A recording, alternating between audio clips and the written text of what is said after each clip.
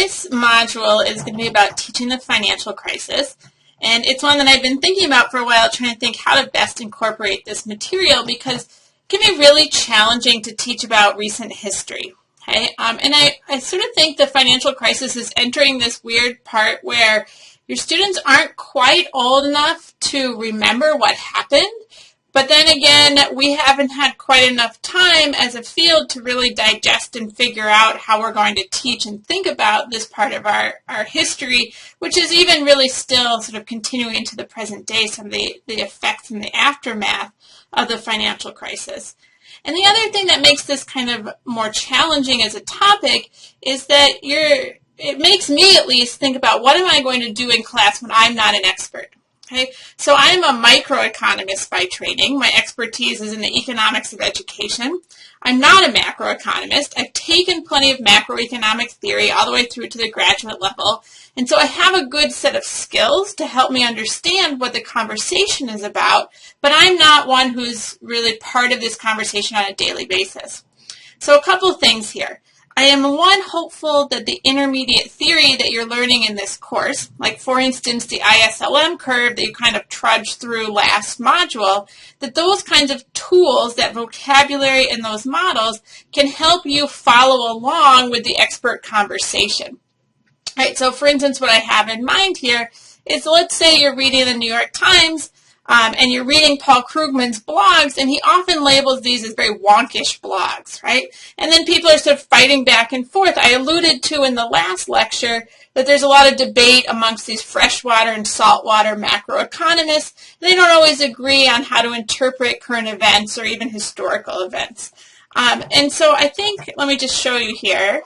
My goal here with the last module and with this one is that you'd be able to read an article such as this one, where Krugman's writing again in the New York Times, and he's talking about the ISLM model, and he's applying it to current events. Okay? And I just wanted to point out rather quickly, as much as I emphasized some of the disagreement in the field last time, here's Greg Mankiw, who is very different from Paul Krugman in his politics and in his sort of freshwater, saltwater school of thought here. And he says, look, on this, Krugman and I agree. The ISLM model can be a really helpful teaching tool. It's a really helpful way to conceptualize some of what's going on.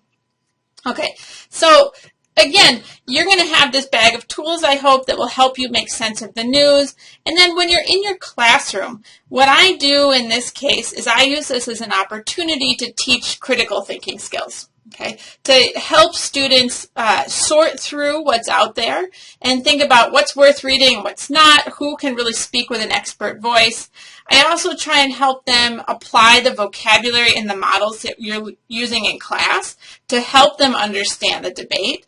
And it's also really important to remember that when you're teaching from a non-expert position, you can't present something that is opinion as if it were fact. Okay, you have to be comfortable in that sort of mushy space where people have different interpretations, and what you're giving them, your students, the ability to do is to analyze and think through these different opinions. Okay, so the financial crisis is an opportunity for us to take a lot of information and try and help our students digest it.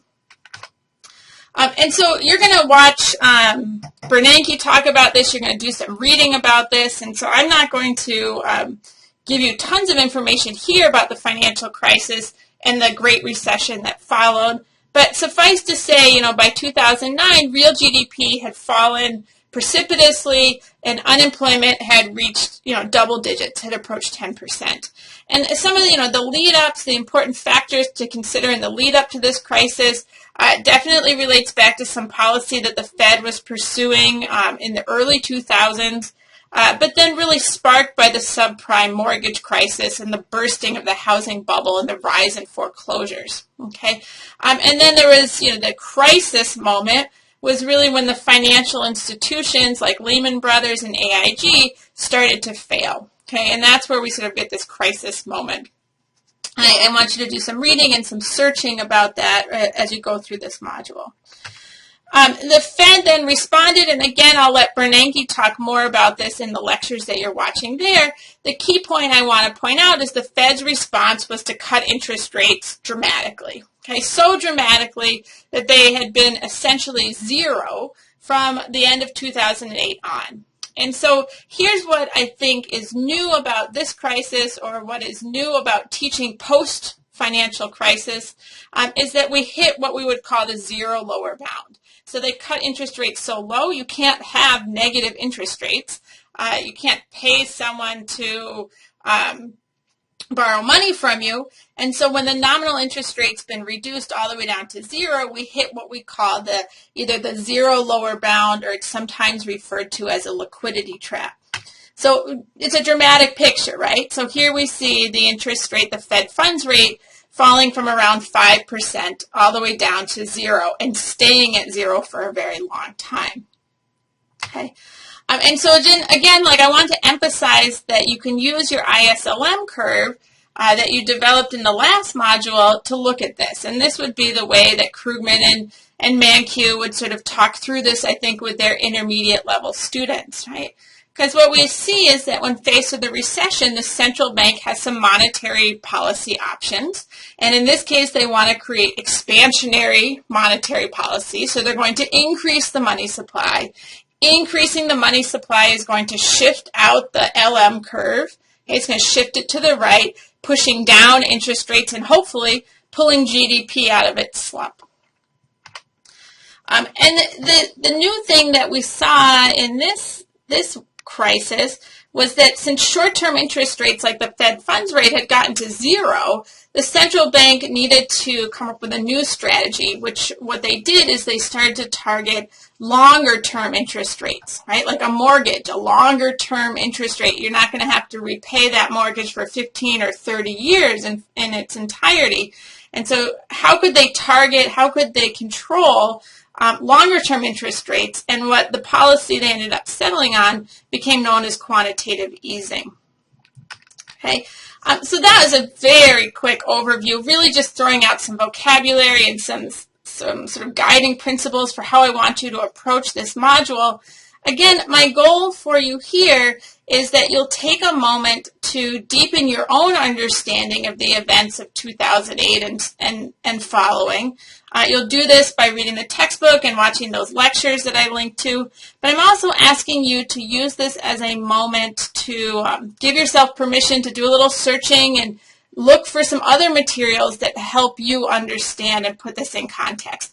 And here I'll be a resource for you because I am certainly willing and in fact hoping that you'll use me as a resource to help you decide what's a good source to look at and what's not as credible, right? Helping you decide what explanations for the crisis and what analyses for the crisis would sort of fit with our understanding of macro theory.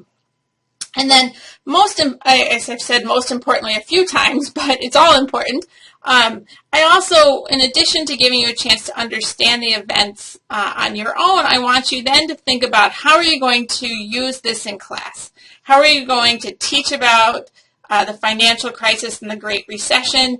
And here I'm going to sort of move us over to the VoiceThread platform. And in VoiceThread, I've set up just a few guiding questions where you can share your ideas and ask some questions and respond to each other there.